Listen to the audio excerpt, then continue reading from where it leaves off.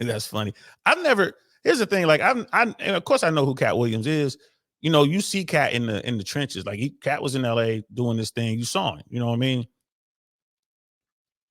I was never really a fan. I mean, again, I wasn't doing quote unquote black comedy. I wanted to be known as a mainstream comic. So I'm coming up in mainstream rooms. So I stayed away from that.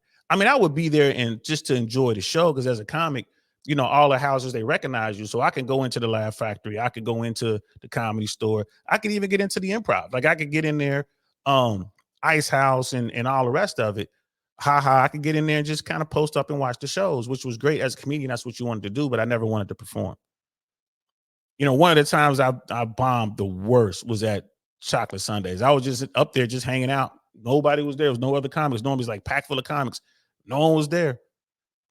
You know what I mean? And they ran up on me like, hey man, you up next. You ready? Huh? I went up and bombed, y'all. Bombed. I ate shit. It was terrible. But I psyched myself out of it. I talked to that's when I talked to Brett Ernst, you know, a few weeks after. And that's when Brett told me, you know, shout out to Brett Ernst. He was like, funny is funny, man. You should be able to rock any crowd. Doesn't matter what color they are. Age, it could be the Chinese crowd, Japanese crowd, Korean crowd, you know what I mean, American crowd, black, white, Italian. It does not matter. Southern boys, Northern boys, it don't matter, man. Funny is funny. And after that, I was, okay, I can perform anywhere, anytime. And the reason I bombed, I was in my own head. You know what I mean? So, yeah, and that was at the peak. I remember I got on stage. Vince Young was there. He had just got drafted. It was like, you know, he's coming off that Rose Bowl win. He was sitting right next to Jamie Foxx, man. The house was packed.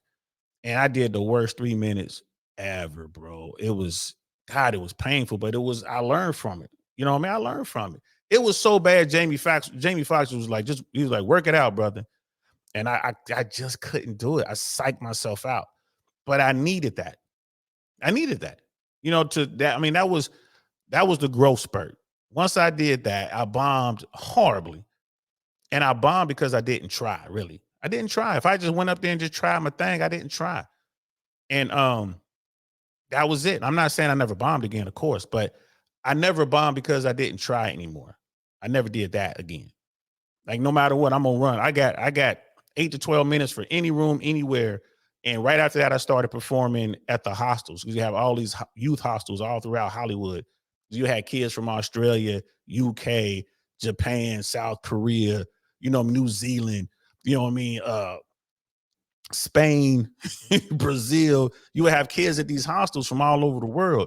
And I would just play the hostels. I would do, you know, 2 or 3 hostels a week just to go in there. And I'm like, now I can perform for the world. I mean, I ain't just working now, but you know, if I get a chance to do a black room, someone, hey man, can you come do 5 minutes over here in this one spot? I'll go do it. I didn't care.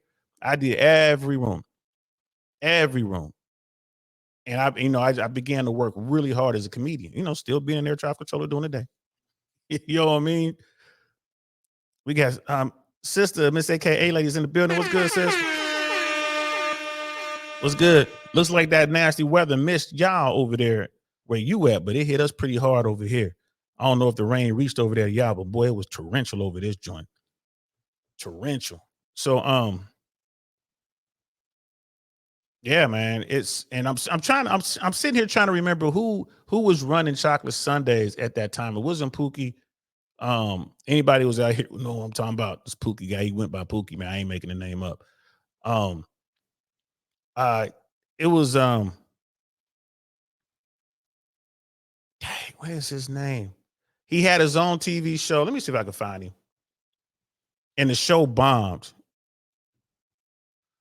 And then it was a national TV show. It was called Vibe, I think, like that, man. It was a night show. And we used to watch Vibe.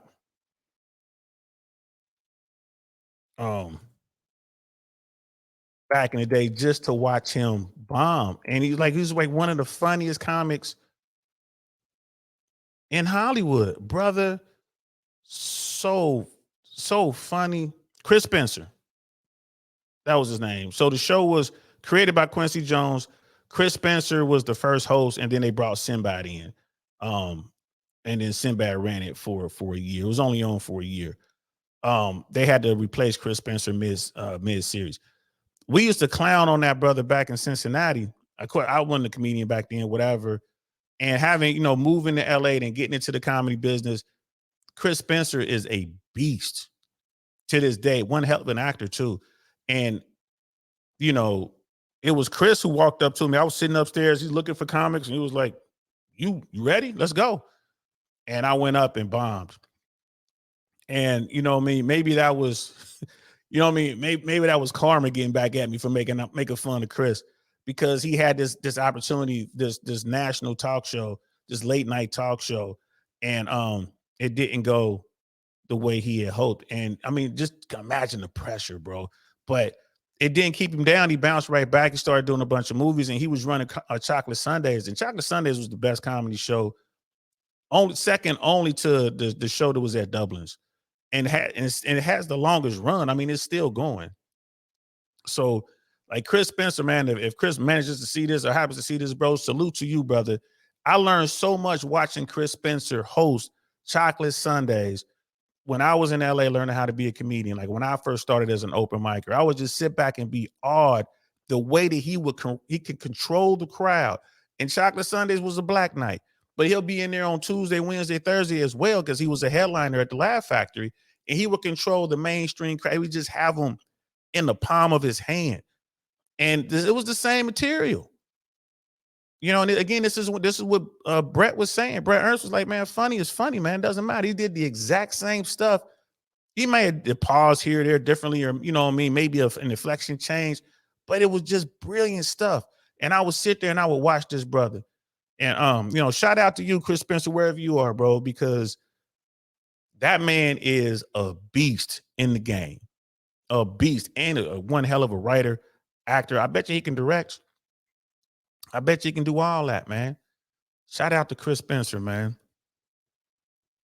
Yep. And Brother Lou, you're right. Chris Spencer and Mark Curry are awesome comics and overall people, facts, writers, all that, man. You're right. And those, like, for Steve Harvey to take from Mark Curry like that. Mark Curry is one of the trailblazers. For Steve Harvey to literally still, like, hanging with Mr. Cooper thing. Wow, it tells you everything you need to know about them people. Those are the Hollywood types, man. By all means necessary, they don't care. Steve Harvey can't defend it because he doesn't care. He got there. He's got the millions. He's at the top, man. It's kind of like J-Lo. They talk about J-Lo and all the things she may or may not have done to get where she is. She got there. Now you say, oh, it's lonely at the top, especially if you did some fuckery to get there. I bet it is lonely at the top. Who are you going to fall back on? No one wants to holler at you. You're like a leper, bro. You just out there. Hope I didn't offend any lepers out there. Sorry, my bad. I don't want to get canceled. Me over here talking about leprosy. You know what I mean? My bad. I don't want to get canceled. But Chris Spencer, Mark Curry, you know what I mean? Those two guys to this day are out there getting it. They're cool kids, right? They're not Hollywood, but they're cool kids. They're not the bad kids. They're out there doing good work.